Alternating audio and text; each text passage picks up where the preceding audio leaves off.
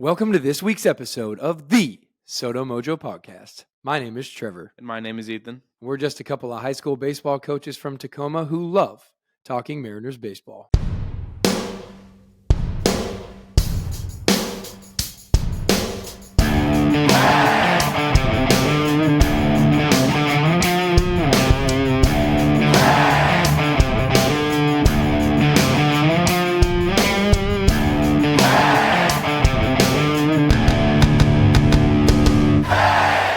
And we're so back. Ka-chow. That's dude. Civi has too many of these things.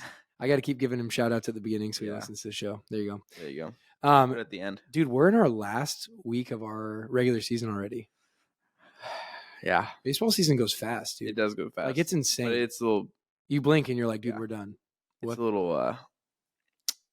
You can get a little burnt out though. Yeah. Honestly, not this season. I mean, when you have kids that like you like being around that are like fun to be around, that makes it well for me, yeah, it makes it a lot easier. But I have club too, so yeah, you've got a lot. Yeah. Anyways, but we're at the end of our regular season this week, which is wild. That we're already here. Obviously, the Mariners, we are somewhat excited. Yeah, we're finally like feeling positive. Biggest series of the year, obviously, but you're gonna say that about every series. Yeah, well, especially division. So we're playing Texas next. We're recording this on Tuesday morning, the crack of dawn for Ethan anyway. Yeah. I mean, it's 8:16 currently. So. Yeah. So anyways, but we are recording on Tuesday and we had an off day yesterday. So not a ton of games to go over because we did record last week and then we had an off day and then the Colorado series and then another off day. So, hopefully should be a little quicker, which means that we'll go the normal time. Yeah. So there's that.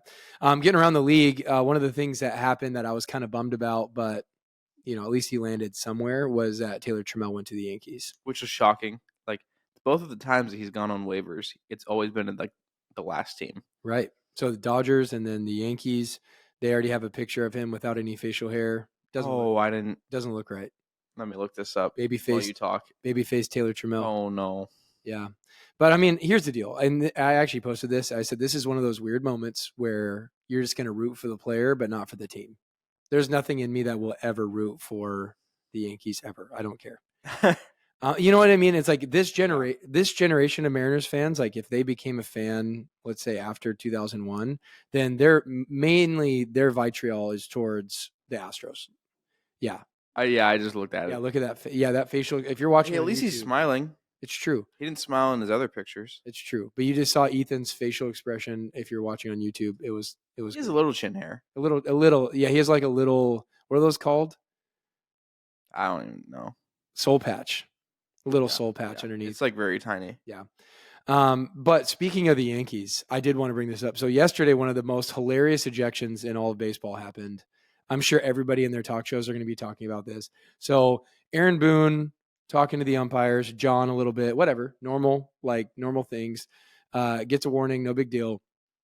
Then he is standing there, dead silent, looking out at the field, and there's a fan directly behind him, and they have a perfect camera angle of this. I know, it's awesome. And the fan is like yelling at the umpire. I don't even know what he said. Do you know what he said? I don't even know what he said. Yeah. So, anyways, he's standing behind Aaron Boone, and he's talking to the umpire, and the umpire just looks over and tosses Aaron Boone. Literally didn't say anything. And Aaron Boone didn't say a single thing. And then Aaron Boone tries to tell him, like, hey, like, it was the guy behind me. Like, I didn't say anything. And the umpire's like, I don't care. Don't care. And he goes, I don't even care who said it. You're out of here. And you're like, that's not how ejections work. Yeah. Like, that's not how it works. Well, we had a run-in with an umpire just last week. Oh, I know. Where he was, like, looking for a reason to like, we're getting blown out. And our guys are just positive. They're finding good things to, you know, cheer on their teammates about. Ridiculous. Staying loud and energetic. And he literally said, I'm getting tired of hearing you and your players and your parents. And I'm like, yeah, we've had rough experiences with umpires. Like, umpires what? Literally like dictating the game and like wanting people to realize that they exist. Right. I'm like, no one's here to watch you. We are not here to watch you. And so, yeah. And then what's crazy is this umpire with Aaron Boone gets called out and he's like, I stand by my ejection. And you're like, what do you mean? What like, are you talking about? We're on video. At least just make up for it. Yeah, at least say like, hey, my bad. Like, I thought it was you that said it in the moment, but you didn't. So that's on me. Like, why is that so hard?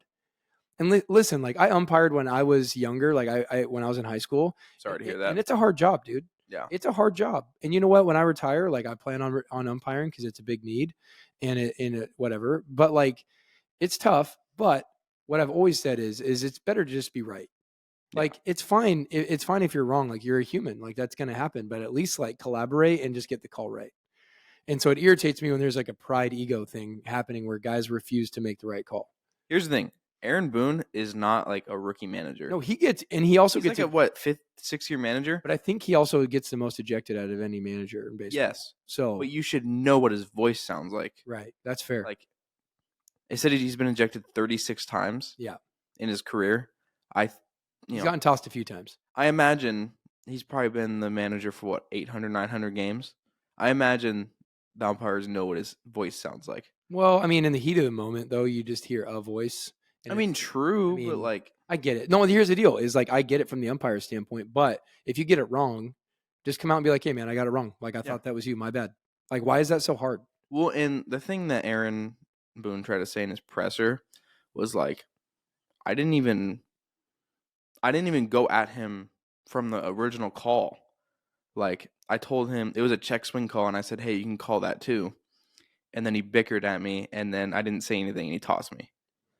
So he was just looking for a problem. Yep. He said it's like embarrassing and blah blah blah. I'm like, yeah. We don't. I actually kind of like Aaron Boone. I hate the Yankees, but I like Aaron Boone. Sure, same. I like the fire. Yeah. I'd rather have that than like a manager that just sits in the dugout and doesn't care. Yeah, personally. All right, man. Getting into my quiz for Ethan. Put this in the notes. He has no idea. What was the first team to reach 15 wins?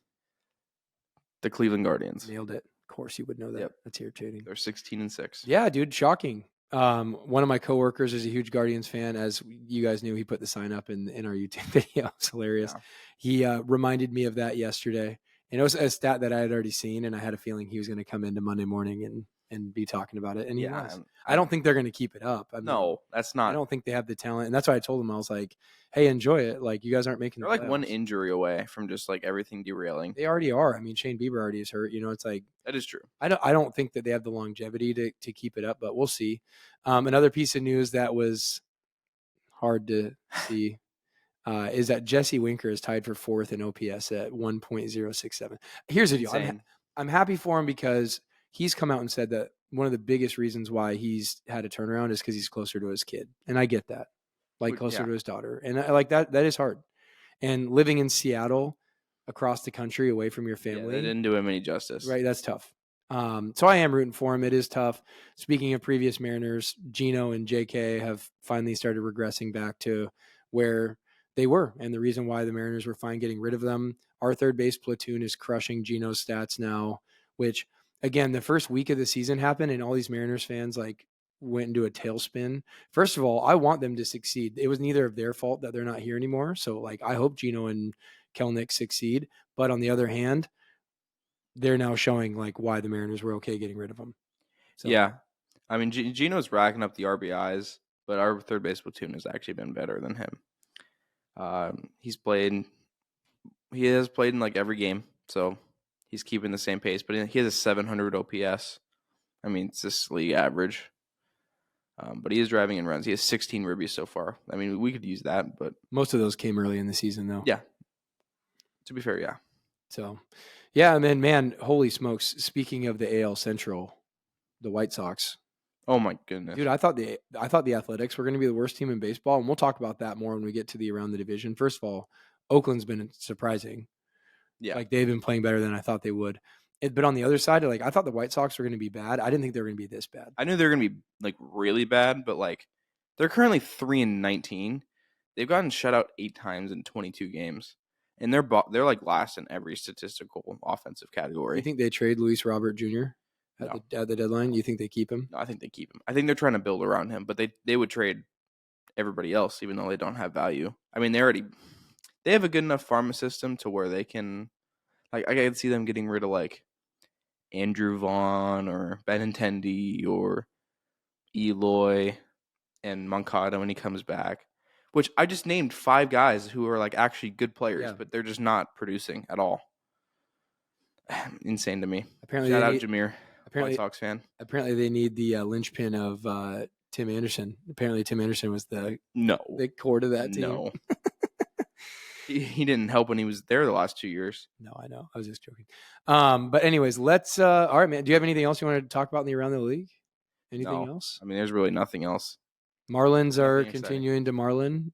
Yeah. The Nationals. The Nationals are 10-11. Hey, no. Here's the deal. The Nationals just took the series against Houston, which was crazy. Boston is somehow continuing to win games with a subpar roster. They don't have Trevor Story and injuries. Yeah, exactly. Yeah, like they don't have Tyler. They didn't have Tyler O'Neill. They didn't have Rafi for a little bit. Their pitching is like amazing considering how many injuries they have there. The Orioles shout out Cam Boozer, by the way. Oh, dude, yeah. So he was when I played for New Level. He was one of my pitching like coaches. I'd always go into his cage to throw, and he made his major league debut. I don't know if he saw us. I didn't. Made his major league debut at 31 years old.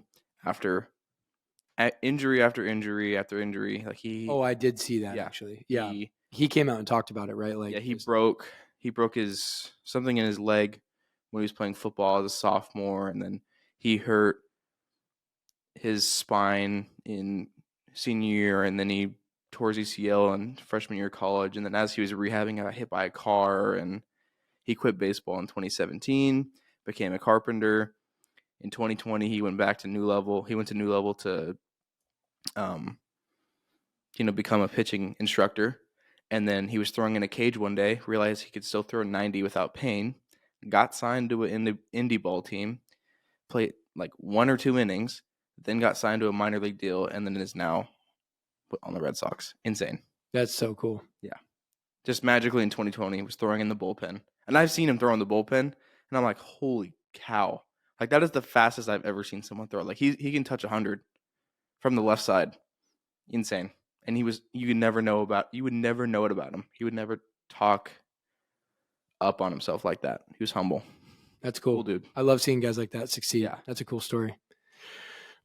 That's a great around the division note, dude. Nice work. Yeah, there we go. Awesome. There you go. Nailed it. All right, man, let's get into our Mariners updates.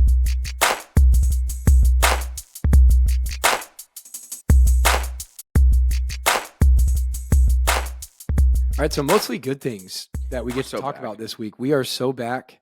I love that I've seen that everywhere now. I feel like you started saying we are so back in like December, and now it's like tons of people on X, like Mariners PR. Like it's kind of funny actually. Yeah, it's pretty cool.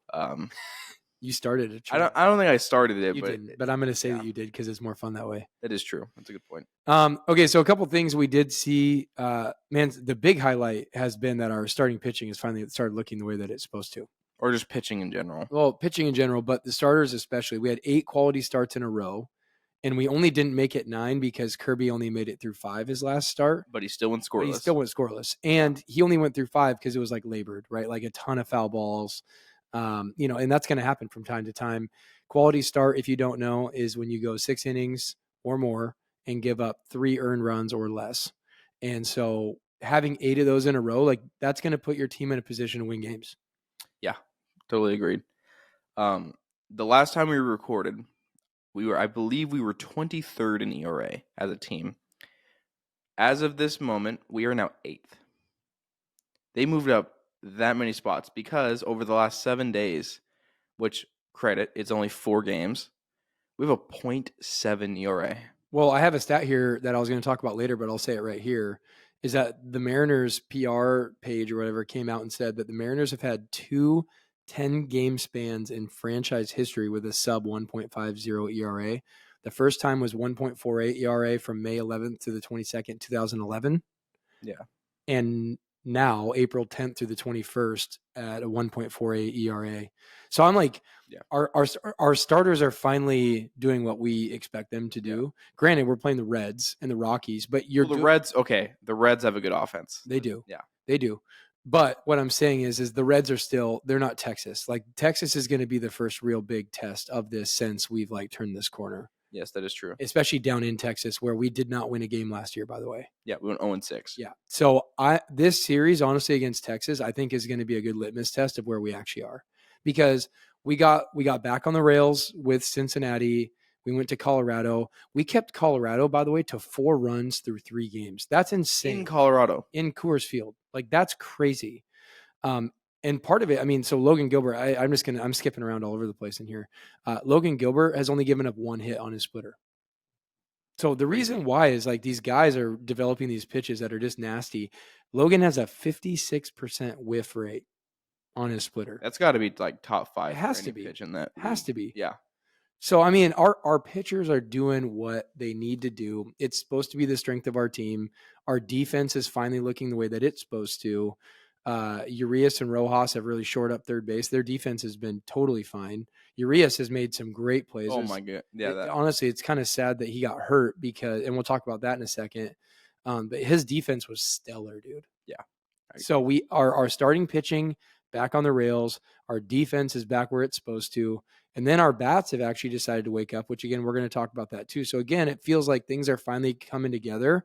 So this series against Texas is going to be massive starting tonight. Yeah. So over the last 15 calendar days, we have a 1.8 ERA.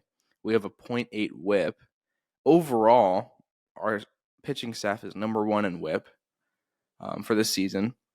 Things are finally going to where we thought. Yeah. And that's not even with Brian Wu. Right. We don't even have Wu in there. And we'll talk about that when we get to Hancock stuff. But part of that is that our bullpen is starting to get healthier. So we got Bolton back from the 15-day IL. DeGoose, the guy. Yeah, I don't even know. Brett DeGoo. He got sent back down to AAA to get Bolton back up. Tyson Miller probably could have gotten sent down too. He hasn't been brilliant. He's been good, but he hasn't been brilliant. I disagree. But he'd be DFA'd if he got let go, or if they tried to get someone else in his spot. So Tyson Miller is just going to be up with the MLB squad unless they DFA him. He's been good. He had one outing that wasn't great where he gave up a home run, but other than that, Michael Bush. Yeah. And that's been it. Yeah. That's really been it for him. So he's done good. Yeah. So we get him back, we get Bolton back, and then Bolton pitched yesterday, looked good. Didn't look crazy sharp, but looked good enough. And yeah, honestly, one of the interesting storylines that came out in Mariners update land the last week was that Scott Service was asked, like, hey, what's been the change? Like, how come all of a sudden their plate appearances are looking better? They're looking better in the zone. Like, they're actually abiding by the philosophy. Where's that coming from? You know what the answer was? What is it? They told him to stop looking at the iPads as much. Yeah. The same thing I tell my kids. Less screen time and good things happen. Yeah. There is a thing to be said of, like, obviously they're not in there playing Fruit Ninja, right? They're in there, they're just they're overanalyzing it, right? Like they're probably just overanalyzing, overthinking, and a lot just doing. Yeah, instead of just doing, and then also just using your eyes. Like, watch the game, make adjustments to the pitcher as to what you're seeing in the game. Talk to each other, and then make adjustments that way, and don't overthink it. So it's hilarious. He literally said, "Yep, we gave him a challenge of, like, hey, less iPad time, like, watch more of the game." Yeah. And Cal did also come out, because Cal, we're going to talk about this, has started hitting again finally. And they asked him what his approach was. He said, honestly, I think a lot of us got away from the approach that we really locked in during the spring. And Scott even said that they have gotten away from their hitting approach. And it seems like guys have finally bought back into doing what they implemented in the spring. Which is good. I'm happy for that. So moving on, obviously Urias went down. We don't know if he's going to be on the IL yet. Probably will. I assume it'll be a fractured wrist. I hope not. Yeah, it was a direct hit. Yeah, it was a direct hit right to the wrist of a pitch. So the topic is, who replaces Urias on the roster if he hits the IL? Who do you think? I could see Smod Taylor being one of those guys. I don't really see Brian Anderson because he's not on the 40-man. On the 40. Yep. So that'd be surprising. I mean, obviously, to fill him in as a third baseman. I think the most likely, though, is Sam Haggerty, probably. I think it's going to be Haggerty, yeah. I think it's either him or... I think Demo will slide to third, and then Haggerty just takes... Which tells me that they could outfield spot. They could go with Samad for that reason, too, though. That is true. You know what I mean? Like, it doesn't have to be an infielder, per se, because Dylan Moore can play wherever. Yeah. So the thing there would be, you'd want essentially a replacement for Urias straight up in the lineup. So you'd want a guy who hits lefties well. That's exactly what Hags does. So if you don't want to play Rayleigh in left field against a lefty, you put Hags in left and you put Demo at third. I mean, personally, I would stick with Rojas every day just because of how he's hitting right now. Same. And his defense has been dope. Yeah. I mean, I've been really happy with his defense too.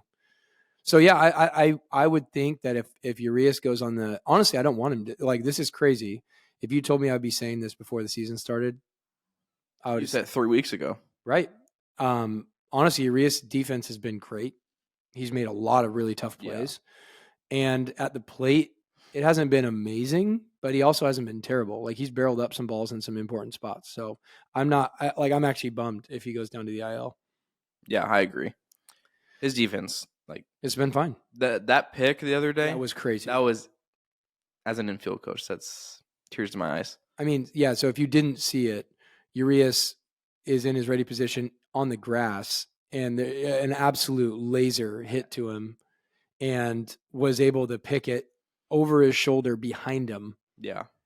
Like, just total reflex. Spun around, set his feet, delivered a strike. Yeah.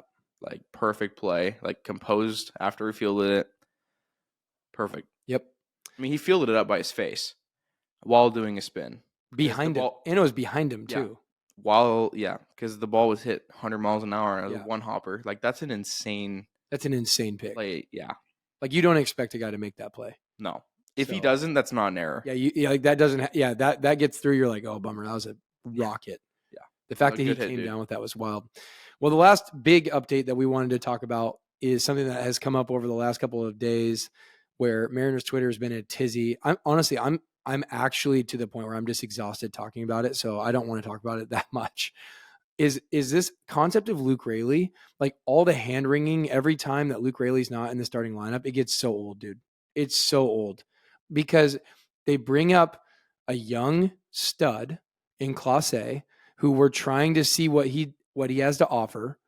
Raley's had 500 at bats or more. Or he's had more than 500 bats over now 4 seasons in the pros.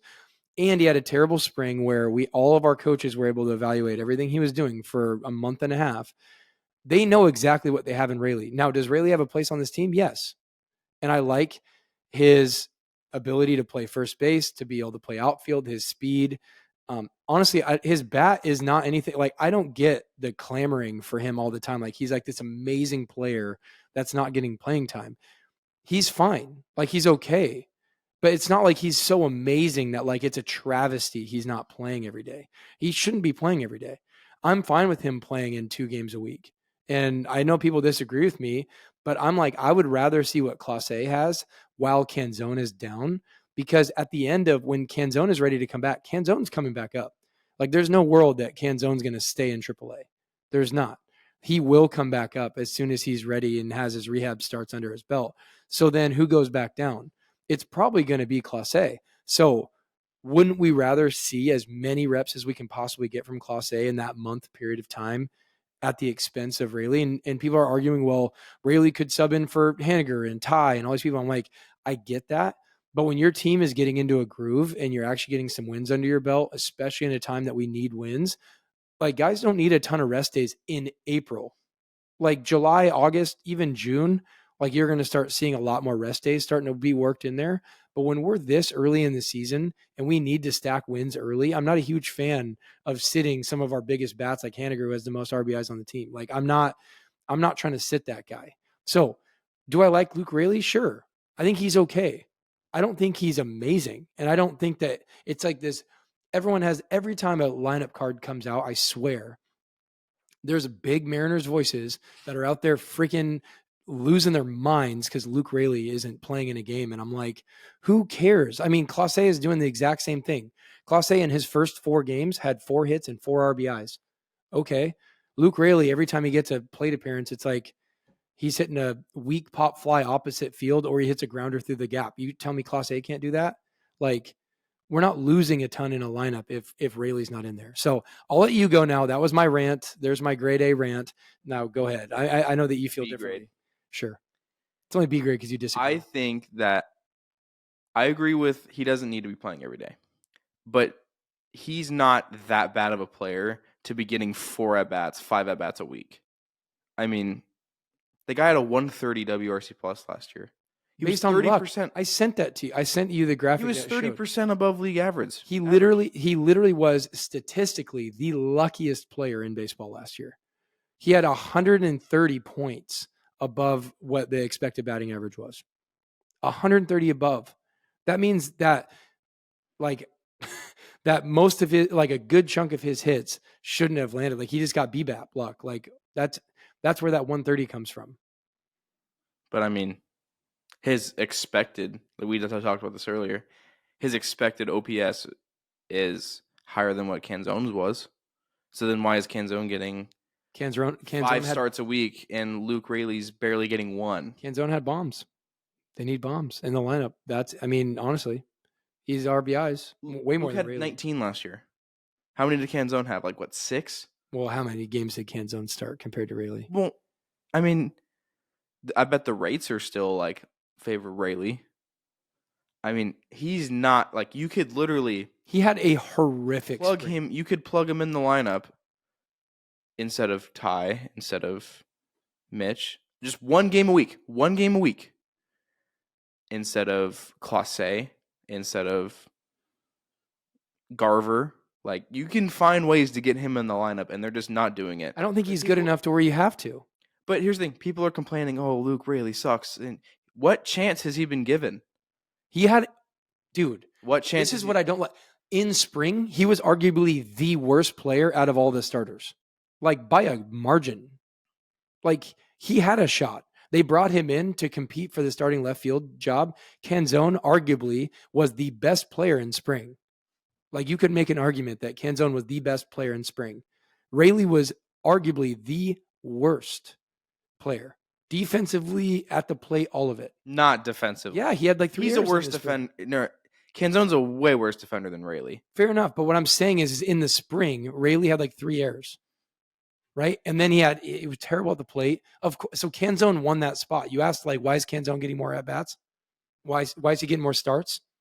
Because he had a way better spring. Of course he's going to get more reps. What has Raley done that has earned him more playing time? Name one. But they haven't given him the chance. Yes, they did in spring. I literally just said. We're at the beginning Not of the during season. the regular season. Why would they give him more chances in the regular season when he didn't earn them during the spring? Well, they've done it for Garver. Garver was great during the spring. You're not seeing this. What I'm saying is later in the season, you use in-season results to determine who has more playing time, correct? But you have an entire spring of work. Garver had an amazing spring. Canzone had an amazing spring. So they're using that data set for this first month and a half of the season for who's playing. Right? Like this first month and a half is already pretty much scripted. Like they've already said that. Like they're like, hey, we're going to stick with our plan and then we'll make adjustments in May. We're not in May yet. It's still April. You know what I mean? Like, so what I'm saying is all the clamoring for more playing time. Yes, Raley did have a chance and he sucked. He sucked in spring. Sucked. I can go look at the stats. I mean, literally he's the worst player in spring.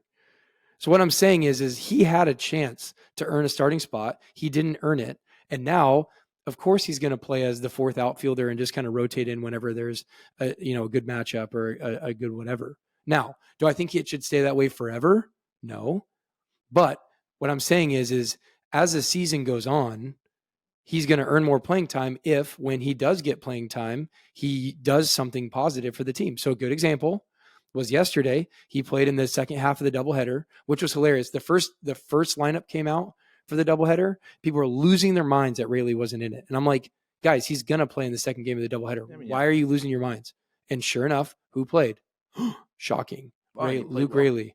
And he did. He had a good game. He had an RBI and a single, right? Like, cool. Love it. And this is what I said on our page. It's mostly me, by the way. If everyone's ever asking when I'm talking about Raley, it's mostly me that's talking. Is I'm rooting for him. Like, I want him in Class A to absolutely crush. Do you know why?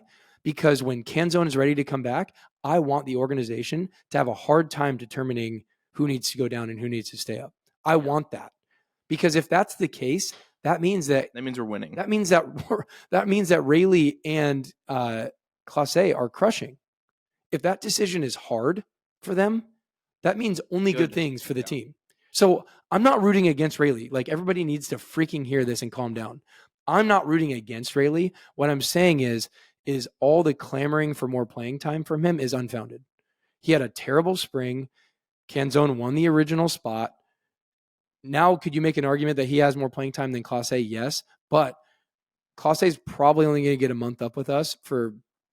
Yeah, he's definitely going to get sent back down. If he's at the rate he's at right now, Yeah, he's going to get sent. He's going to get sent back down. He's been fine. So would I rather see Clase get a month full of MLB reps to see what we have in him? Absolutely.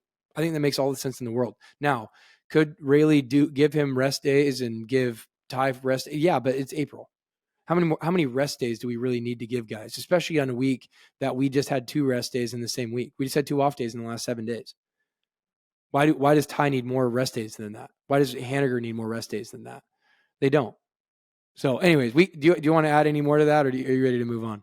I'm ready to move on. Okay, I just get so I'm like, bro, we can have these conversations, and we can just disagree, which is totally fine. Which, if we disagree, then rock and roll. I don't have any problem with that. Inside joke.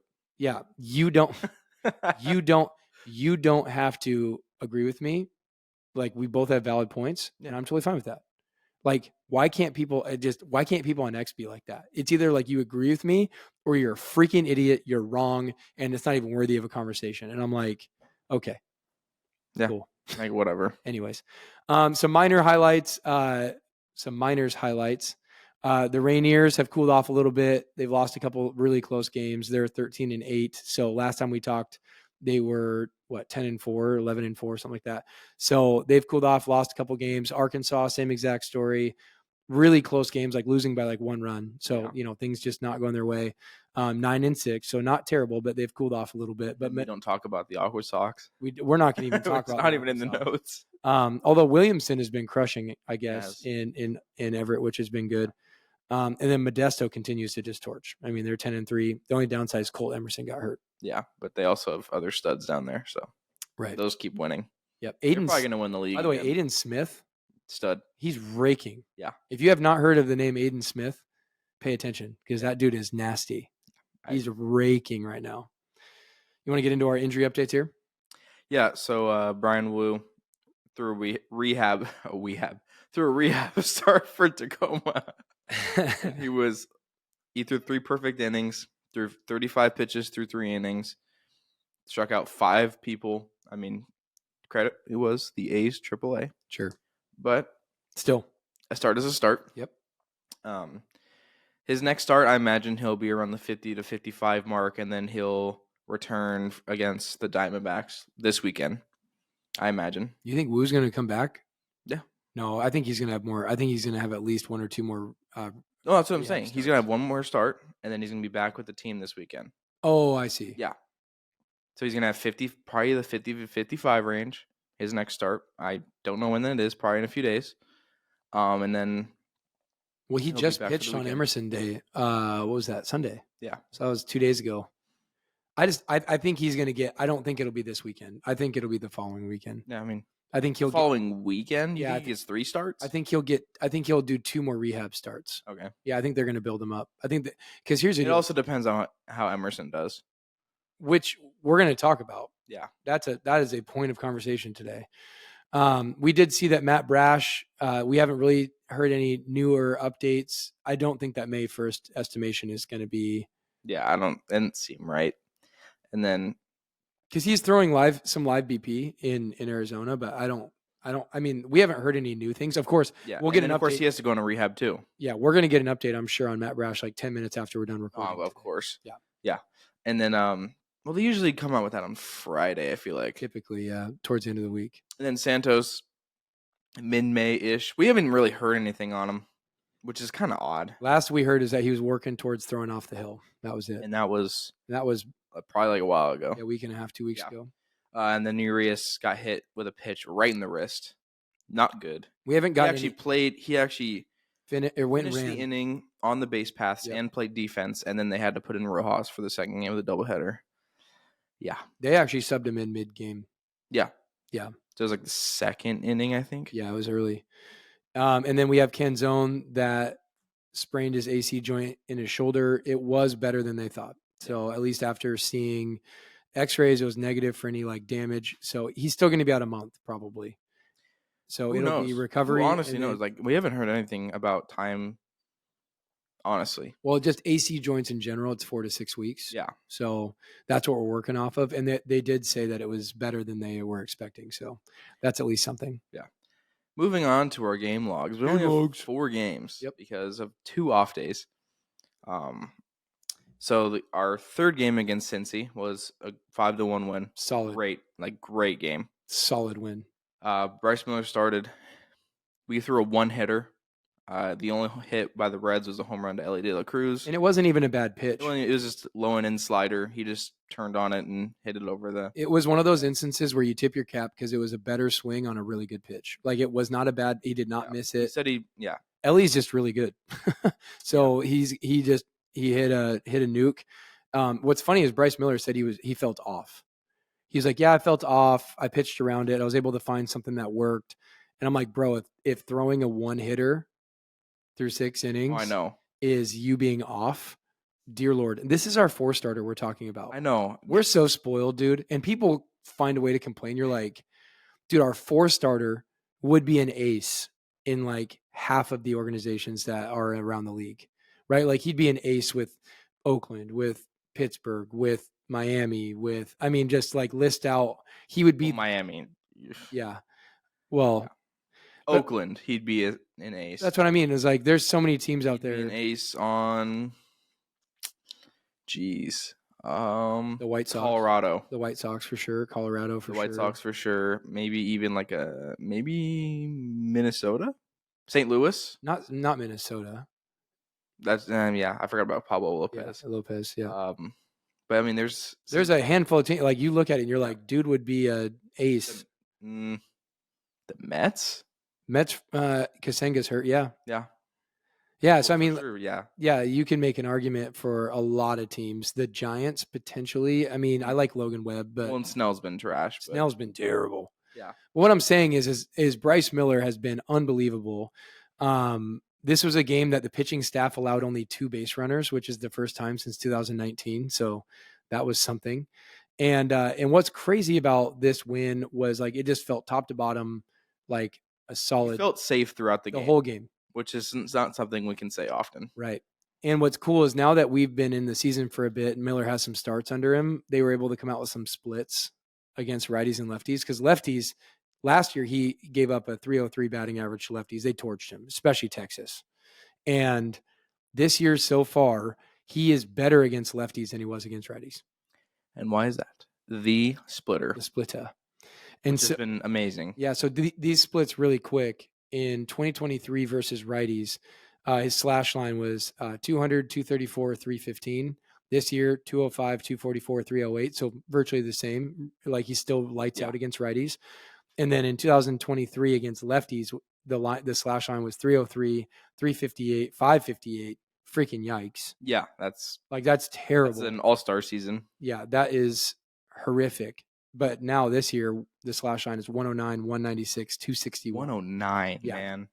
That splitter's been doing that's saved a lot of. All I'm saying is Bryce Miller on an off day threw a one. You could literally make the argument he's been our best pitcher. Yeah. Probably. Yeah. Because Logan had that one bad start where he got dapped up a bit. So yeah, I mean, I think you could make a legitimate argument that Bryce Miller has been the best pitcher so far. Yeah, I mean, he's probably one of the best pitchers American League in the month of April. I mean, he could honestly win pitcher of the month. Yeah. So then game 1 versus Colorado got postponed due to weather, and actually this benefited us. It did help us a little bit. So it actually gave us a chance to reset our rotation a little bit. And so what ended up happening was it made it so that Hancock could be on the backside of the doubleheader on Sunday instead of pitching against Texas. Yeah. Which is huge. So that first game against Colorado, the Mariners got the bats going. So, I mean, first of all, Castillo pitches. It's snowing. So we have said on this show and talked about on this show that Castillo does not pitch well in the cold weather. And the stats back it up. But he heard the disrespect. He heard it because Castillo threw 7 scoreless in the snow and was sharper than he's been all year. Which was honestly surprising. People were literally going into the game like, oh, he's gonna get shelled. He was dotting, bro. He was dotting the corner. Like it was he was doing whatever he wanted. Just disrespectful. Like he was flat out disrespectful. The hitters had no chance. And in the snow, it's probably hard to pick up in general with a white ball. Some of the time it was snowing so hard. I'm like, why don't they call it? Right, because once we got through 5 innings, we're like, hey, let's call it. Let's call it. Yeah, let's call it. Please, We're up. Please. But the Mariners won 7-0. We had 16 hits. 16 hits. Yeah. So we could use this no excuse for the Rockies, but it didn't impact our guys. Again, same disadvantage and advantage, right? Cal went 4 for 4. Julio had a 4-hit game, went 4 for 5. Cal went oppo in the snow at Coors at 33 degrees, and it looked like it was off the end of the bat too. It wasn't even a strike. No, it was off It was literally outside. It was outside, and he poked it out to left. Yeah, and I'm like, bro, if Cal starts getting hot, this team is going to get crazy really fast. Yeah. First Mariners catcher to record 4 hits and reach base 5 games since Dan Wilson, or reach base 5 times in a game since Dan Wilson. 1996. Yeah. Little Mariners PR. Dude, I love Mariners PR. Well, yeah, because of our Alex valid Mayer. history of catchers. Right. But I'm like, Alex Mayer and Mariners PR always have like these fun little nuggets. Clase almost had a Little League home run, which was hilarious. And I'm actually super pumped that Acta sent him. I'm like, whatever. So let's do it. So Clase goes up with guys on what? First bases loaded. Yeah, bases loaded. That's right. And Clase, they had the infield in. And he ropes. It was like 102 miles an hour. No, it wasn't that one. No. It was a dribbler. It was a chopper, over the first baseman's head. That was he did have one that was 102, but that wasn't that. Yes. One. He hit a chopper. The right fielder completely misplays it. Well, didn't touch it. Goes under his glove and rolls all the way to the fence. And Clase tries to get it in the park homer and gets tagged out at the plate. Yeah. I mean, literally, he was one step. Bang. Honestly, what happened was when he was rounding second, he paused because he didn't know. I think it was Garver in front of him. Yeah. He didn't know if Garver was going or not. So he as he rounded second, he paused. I think if he doesn't pause, I think he's safe. Yeah. He runs kind of funny. You notice that? He has freaking fast. He has the Jack Sparrow run. He runs like a goofball, but it's fast. It's fast. So I don't care. It's like Luke Raley. Anyways, he's fast. What are you talking about? Don't do that. He is. Yeah. Anyways, they run goofy, but they're fast. Yes, that's true. And then Tyson Miller came in, had a great outing, and then Rockies just overall that game. There's errors all over the place. Julio hit a chopper up the middle, and it went off the shortstop's glove. I'm not sure. They didn't even count that as an error, right? But they had one. I'm forgetting. They had a ball at first base that they just completely botched, and then they kicked it into center field. You're like, Rockies baseball. Right. I was on a Buffalo Wild Wings watching this. That's hilarious. Just Rockies baseball. Little B-dubs. All these NBA playoff games, and I'm watching a Mariners-Rockies snow game. Perfect. In the middle of April. Get a roof. Yeah. Get a roof. Fandom right there. Yep. Moving on to the first game of the doubleheader. Our bats just didn't show up. They kind of did though. It was kind of frustrating. We got the bases loaded. That is true. We got runners on, didn't cash them in. We got blanked by Cal Quantrill. Right. We had guys in running position. I think we had runners in scoring position in 6 out of the first 9 innings. That's crazy. Score a run. We don't score a run until the 10th inning, where that's our inning. That's it on offense, at least. Well, who got the hit? I think it was JP. I think it was JP. Right? It was JP. Yeah, it laced that line drive into right field. And how did we get to extra innings? Dylan Moore masterclass.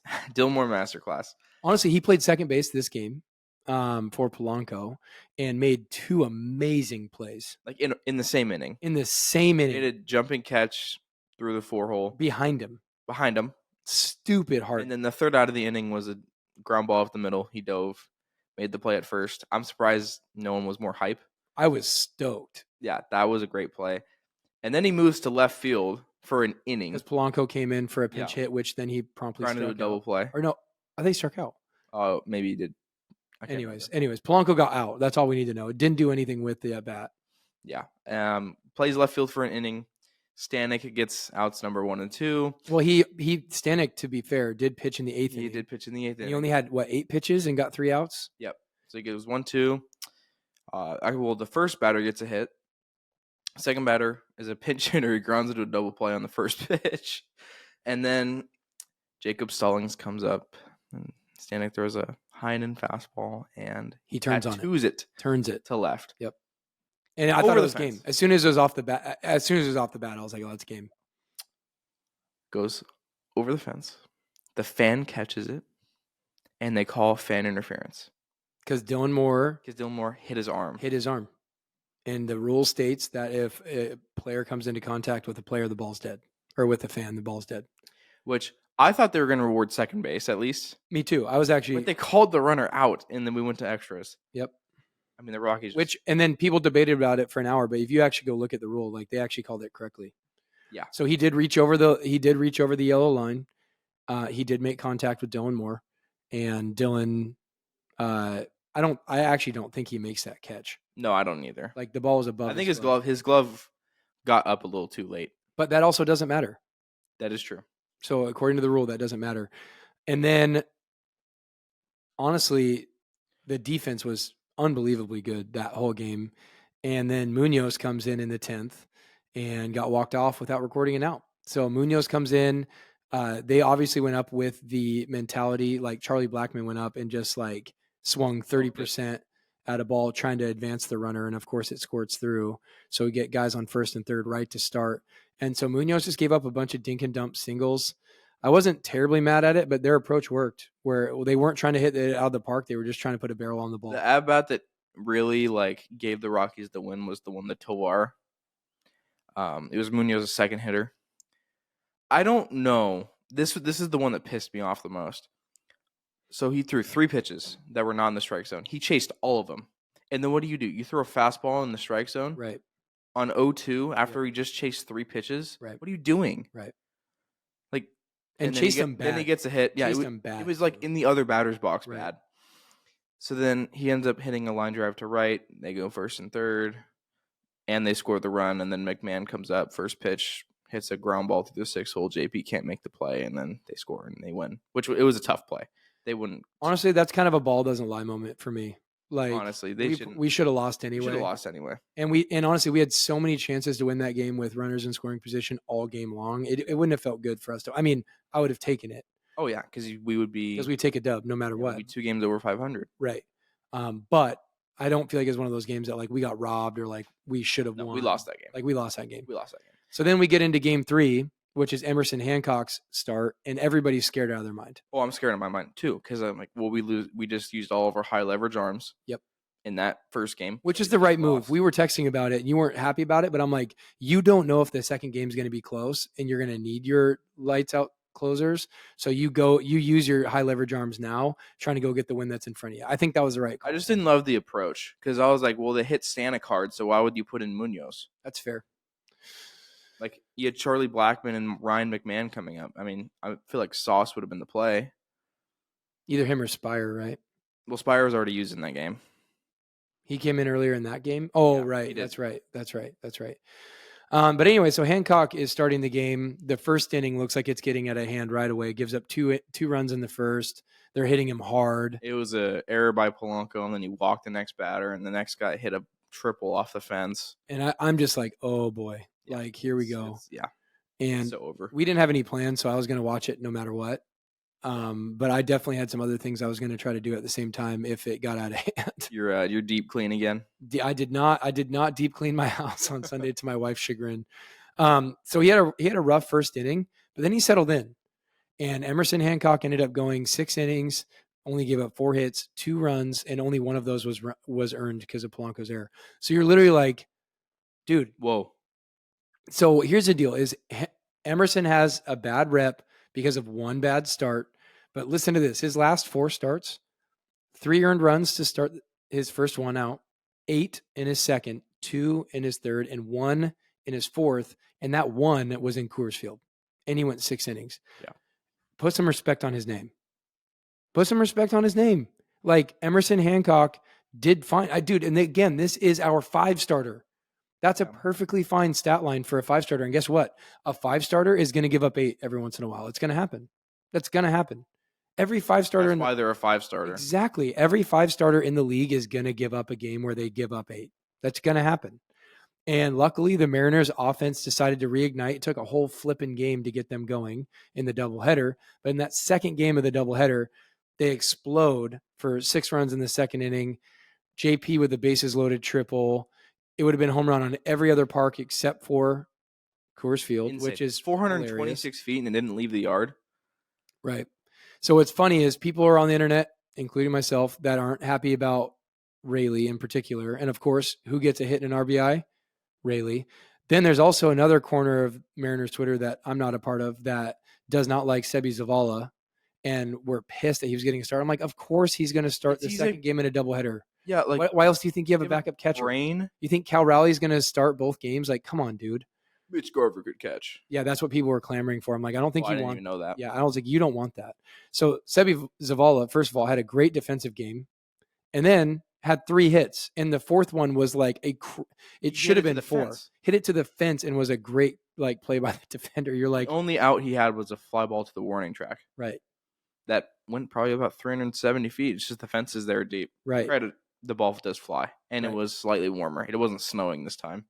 But bottom line is, throughout the entire series, Mariners pitching held Colorado to 4 runs through 3 games in Coors Field. That's insane. You know that we started the series because they didn't score in the first game, and then they didn't score in the second game until the 10th inning. We held the Rockies scoreless for 18 innings. The last time that's happened was like 2001 or something. Like, it was crazy. Yeah.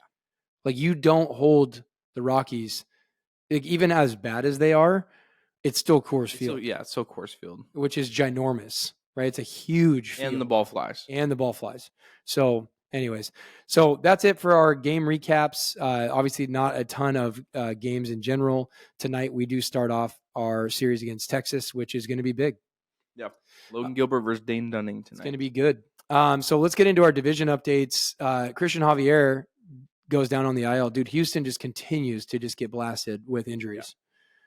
They're getting blasted in general. Yep. They lost to the Nationals. Yeah. Which is something. Got blanked by the Nationals. Right. Verlander did come back on Friday, though, and gave them a quality start and a win. He went 6 innings, 2 earned runs, 4 hits, 4 strikeouts, no walks on 78 pitches. So Verlander being Verlander. So we were curious to see how that start went, and that's how it went. Jose Abreu continues to be garbage. So they got him on the end of his. Now he's hitting 8th. And, I mean, his batting average is tanked. All of his numbers have really tanked. I mean, the same thing happened last year when he started the season. Right. He picked it up a little bit, but yeah. Alex Bregman still hasn't done a whole lot. Presley and Hader have been blowing games like crazy. I think Presley's pissed. I think the fact that they signed Hader had him really pissed. Yeah. They're like, well, fine, if I'm not you're one of our best relievers in franchise history. You're a closer. Oh, we're going to sign a closer who strictly wants to pitch the 9th inning, and that's it. And you're now going to pitch the 8th. And I don't think it's sat well with him. And Presley's been getting rocked, and so is Hader. Yep. I don't think it's a healthy situation. I don't think they like each other. Good. Seriously. Let it dissolve. Yeah, and then I put this in notes. It is a topic of discussion. Do you think Maldonado and Dusty Baker didn't get enough credit? No. Do you? I mean, from what I see so far, I'm like the moment they leave, they're this bad. I mean, I don't want to believe it, but I feel like they had some effect. But Maldonado is not good. But he's a glue guy. Obviously not with the White Sox, but because the White Sox are the White Sox. And then Dusty, like, what did Dusty even do? Throw at people? Yeah, Dusty was Dusty was a dumb manager, though. Like, I hated Dusty. Whatever. Your stupid surgical gloves. Take them off. Well, that might be for a health reason. I'm not going to judge him for that. I don't know. But anyways, so Houston's in a rough spot. Texas update is that Jack Leader came up, got called up. The first couple innings, he looked fine. And then he got absolutely shelled the second time through the lineup. I knew that would happen. Yeah. He's not that good. No. So he fell out of the top 100 prospect ranking a long time ago. So he went back down to AAA. So there's that. Moving on to the Angels, Robert Stevenson, who they signed to, by the way, their biggest free agent signing. Who's a reliever, paying $11 million a year for a reliever is insane. Who's only had half a good season of, production. He'll be out for the year with an elbow injury because, of course. He did change his contract to help him out. Yeah. And then last night, Mike Trout came up with the bases loaded. Against 2 outs, against down the 2 against the Orioles, against Craig Kimbrell. And he struck out looking on a high fastball. Not a good look. Not pretty, which high fastballs are his problem or his kryptonite. Right. Moving on to Oakland. Oof, Oakland. Dude, so this team, it's shocking to me how horribly they're managed, how like their talent altogether, but they keep finding ways to win games, dude. Well, credit they haven't won that much, but for Oakland standards, it's the World Series. Right. Mason Miller is unbelievable. Insane. He has 42 total pitches over 101 miles an hour. Yeah. And he's a closer. That's more than anybody in baseball combined, like any team combined. Yeah. And he's a closer. Insane. He struck out Soto and Judge yesterday, struck out the side against the Yankees, closed it out. They shut out the Yankees yesterday, by the way. Yeah. Insane. Oakland did. Insane. So current standings, and I'm going to again start with the Lastros because it just feels so good every time I get to say that. Lastros are at 7-16. 7-16. Continue to lose. Oakland 9-14. Angels fell off a cliff. Yeah. They hit a rough patch. They're down to 9-14. We knew that their little baby hot streak to start the year. Mike Trout can only do so much. Yeah. The rest of their lineup is not good. Yeah, no. And then like Nito, I saw this article the other day. It was like Nito's struggling. Sano is like okay, but he's hitting fourth. Like he hasn't been in baseball for 3 years, and he's hitting fourth now. Yep. And then the Mariners at 500, which is great. And then the Rangers are at 12-11. So we're right there. We could end the series in Texas in first place, depending on how those results play out. So kind of exciting. Anything else you want to add around the division here? No, but I did see a little funny stat on X, which doesn't involve any divisional updates, but it's a former Mariner. Chris Flexen has pitched in 19 2/3 innings this year for the White Sox, and they have not scored a single run while he's been in the game. Poor guy. As a pitcher. Getting the Felix treatment. Yeah. Once a Mariner, always a Mariner. All right, let's move on to our player of the week.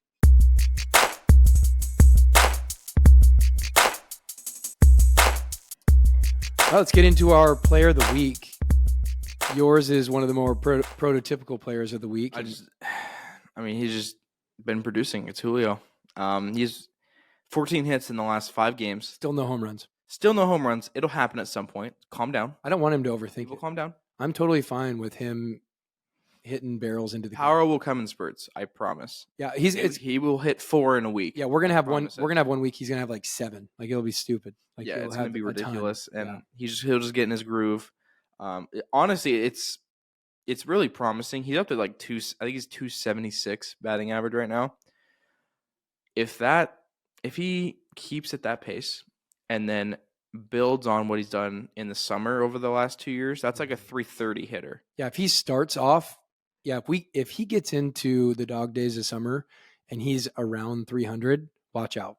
Yeah, because he only gets hotter. Like batting title stuff. He only gets hotter as the season progresses. So, yeah, if he enters this summer batting around 300, the less iPad. Still put down the iPad, children. Your screen time has been decreased. Yeah, it has the the setting on iPhones where like you can put down the screen time like an hour a day. Yep. That's him. You got to do that with your 13U team. It's like no screen time, guys. Filming TikToks between doubleheaders. Oh god, don't tell me they do that. They did it one time. It was funny though. I was in it. You were in it? Yeah, it was hilarious. Oh my gosh. Anyways, hey, my player of the week is a little bit more off the beaten path, but I have to bring this up because he's honestly been like shocking to me. So Trent Thornton is my player of the week this week. Dude has been in way more high leverage situations than you would think he would. He's come in and stopped the damage multiple times. He's stopped the bleeding in situations where we needed it. And dude has been successful. I mean, he's only given up 1 earned run in all of his appearances. He has had 10 appearances so far. He's only given up 1 walk, 1 earned run. He's got a 0.93 ERA, a .724 whip. I mean, he has been absolutely lights out, which for a middle of the a middle of the bullpen guy, like he's supposed to see like 6th innings. Yeah. Right. 7th innings, like not high leverage, not whatever, but he's kind of been put in place without Brash and without Santos. there's been a few times where Stanek and Munoz have pitched in the same game. Yep. So then the next game they're both down.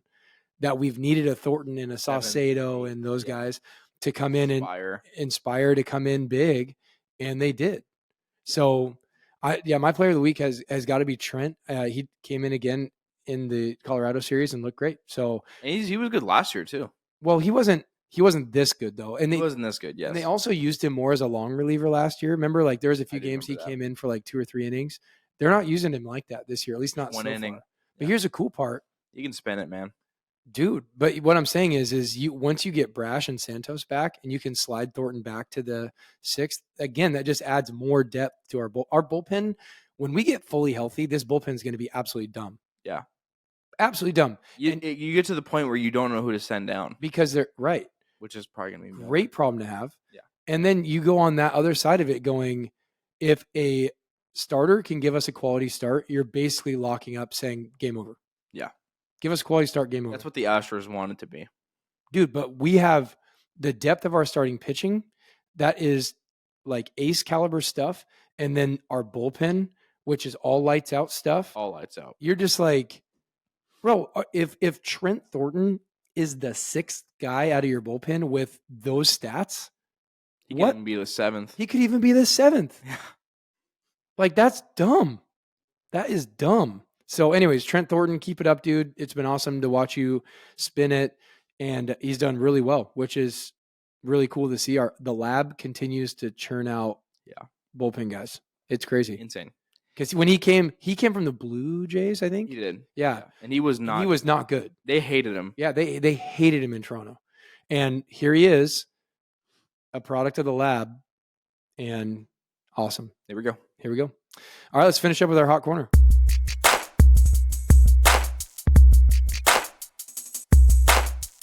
All right, well, my hot corner isn't super hot. It's more optimistic than I normally am, so there's something. My hot corner is that I think the Mariners are going to come home from their road trip in first place. Yeah. Texas honestly has not looked great. If our pitching can continue to do what our pitching is doing, I think we have a legitimate chance to win. We tend to hit well in Texas. Everyone tends to hit well in Texas, and their starting pitching is garbage. So if we can... By the way, they have the best pitching angle from behind the plate in the league. So you know how like I know it's so off topic, but some of the ballparks have it so like the camera is angled a little bit towards shortstop, so you don't see break as much like inside on like you're saying two seams and I thought you were saying player wise. I was like, what are you talking about? Like two seams and sliders, like depending on where the camera's angled, it doesn't look like it breaks as much. So you're like, how do you not hit that? Okay, but Texas is like right down the middle, and it's a little bird's eye view, a little bit it's scaled a little bit higher. You can see every single bit of movement from every pitch. So like when you watch Dane Dunning, because Dane Dunning can spin it pretty well, watch his movement. It's pretty sick. Yeah, but I honestly think that we do well against Texas, and when we come home to face the Diamondbacks, like we're going to be. How funny is it, by the way, that we're playing the Diamondbacks and the Braves at home this year? After getting rid of Gino and after getting rid of JK, beautiful. We're going to see both of them. So, anyways, that's where I think we're going to be. I think we're going to finish either tied for first place or in sole first place after the Rangers series. So, normally I tend to be on the more pessimistic side, but for whatever reason, I'm feeling more optimistic just in the last week or so, which they've given me reason to be. Yeah, which hopefully that doesn't change. My hot corner is I think we score 5+ in every game of the series. It's a little hot considering, our offensive reputation, but we're getting hotter though. Yeah, I feel like Cal's in a right spot. I feel like JP's getting closer to a right spot. Julio's been hitting well. He always hits well in Texas, it seems. And then the bottom of our lineup, I mean, Josh Rojas continues to rake. Rojas is fine. Ty Francis. We hope that Clase like does something. He's done something every game, which is good. Garver hit well in that ballpark last year, which he could honestly help us out a little bit by giving some tips. Sure. Like I think it's going to be. That's a little under the radar too. Like you got to realize Garver knows stuff about these guys. I mean, he caught for them last year. He knows how they're going to approach us. Yeah, he knows how they're going to approach us. He knows how to pitch to them. So that'll be interesting. I think you will not see an 0-6 Mariners against Texas, and the scores will not be as lopsided as they were last year. I mean, we got outscored 70-20. It was a lot. It was a lot. Won't happen again. I think Mitch Garver honestly saved us a lot of run differential between the two teams. I like it. Yeah. I like it. Well, guys, thank you so much for listening. You got anything else you want to throw down here? I do not. Oh, actually, I do. Oh. Fangraphs has... Oh, I saw this. Yeah. Fangraphs now has the Mariners as the best chance to win the AL West. It scares me. At what percentage? 54. The number. 54%. Yeah, so we'll see. I mean, we're stupid early. I don't even care about that stuff right now. I'll look at that stuff in August when it starts mattering. But man, what a good week. It feels like the Mariners have some momentum. It feels great to feel positive about the team, for them to beat teams that they should beat in the ways that they should beat them. Like we've talked about and teased out, huge series against Texas starting tonight, Tuesday the 23rd. Thanks for listening in. Anything else? So back. We're back, baby. All right. This is the Soda Mojo Podcast. Have a great week.